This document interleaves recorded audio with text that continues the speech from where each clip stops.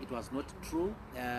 What happened on the day that I think you are referring to is that we got information that some of the leaders who had lost leadership as a result of the Supreme Court judgment were stripping the Harvest House of equipment. Computers were being taken away, furniture was being taken away. We know now that some of the furniture, some of the computer equipment and the accessories are at a house in Highfield, belonging to one of the councillors.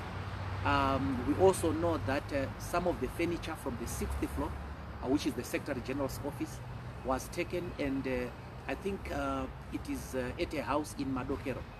So when that theft was happening, when that pilferage was happening, our staff then went to the police to try to stop the theft.